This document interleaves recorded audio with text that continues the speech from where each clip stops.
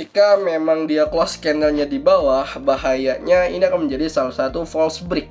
Oke, baik, kalau teman-teman semuanya, ya di sini aku coba analisa di XAUSD ya buat tanggal 9 sampai tanggal 13 Juni 2025 ya, teman-teman bisa simak dari awal sampai akhir. Tapi sebelum aku jelaskan ya, sebelum aku analisa, buat teman-teman yang ingin masuk di Telegram, masuk aja, klik aja di link bio. Biasanya di situ kami share informasi dan edukasi yang lainnya.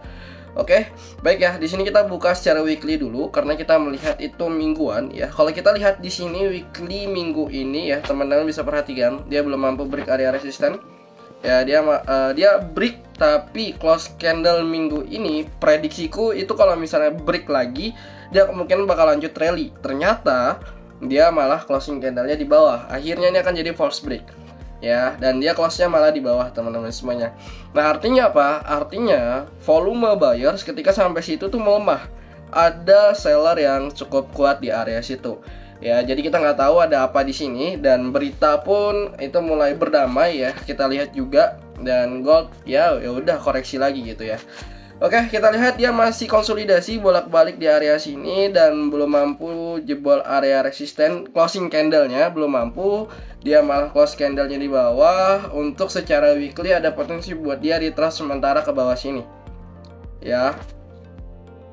Jadi ada potensi buat diambil ini dulu ya. Kenapa? Karena ini sebagai false break ya, jadi ada chance buat dia koreksi sementara ya, dengan batas maksimal dia itu di area sini. Ini support dia ya, jadi bolak-balik doang gitu ya. Meskipun ini jebol, close candlenya kemungkinan besar dia wajibnya di atas ya, nggak boleh di bawah kalau misalnya ini dijebol ya. Intinya itu secara weekly, jadi ada potensi buat dia koreksi sementara, nggak menjemput area liquidity ya. Tapi tidak menutup kemungkinan kalau misalnya ada berita jauh lebih bagus yang membuat gold itu mendukung ya, mungkin saja dia bakal jebol atas gitu, mungkin saja ya, kalau misalnya ada berita yang membuat gold itu makin baik gitu ya.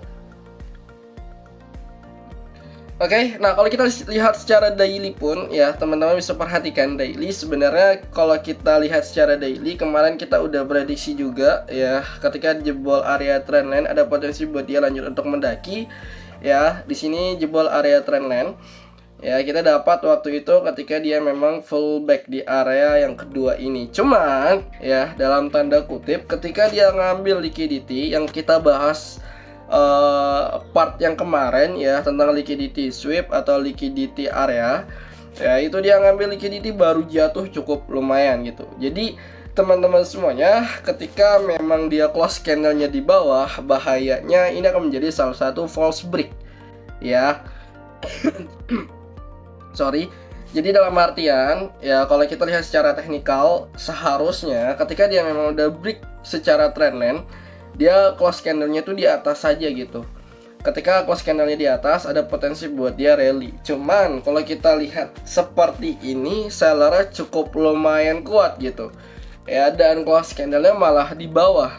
Jadi sangat mengkhawatirkan buat kita itu cari buy ya. Jadi bisa dibilang sangat berbahaya gitu ya. Meski kemarin kita dapat di area sini buy di sini cukup lumayan, cuman di hari Jumat ada yang apa ya, tiba-tiba gitu jatuhnya cukup lumayan gitu ya, tiba-tiba jatuh cukup lumayan. Ini mengidentifikasikan sellernya cukup kuat gitu ya.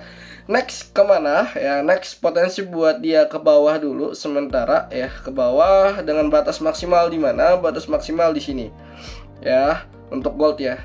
Batas maksimal di sini, kalau misalnya dia ini tertahan di area supportnya, dia tertahan, ada potensi buat dia lanjut lagi ke atas gitu ya. Ada potensi. Nah, di sini bahayanya kalau misalnya dia ngejebol lagi, itu rally-nya cukup kuat gitu. Tapi ya kalau misalnya dia masih tertahan di area trendline, masih potensi buat dia jatuh kembali gitu ya.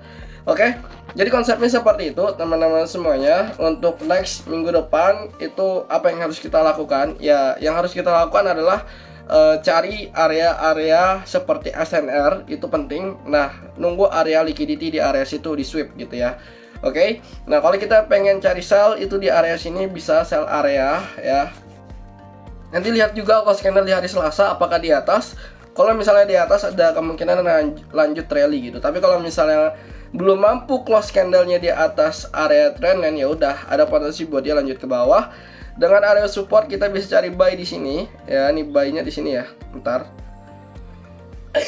Buy di sini, tandain ini ya. Kalau misalnya dia memang break ya, bisa cari area sell di area trendline. Cuman harap hati-hati ya.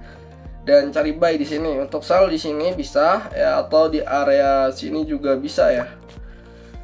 Area ini juga bisa ya. Dan untuk buy area di area sini ya.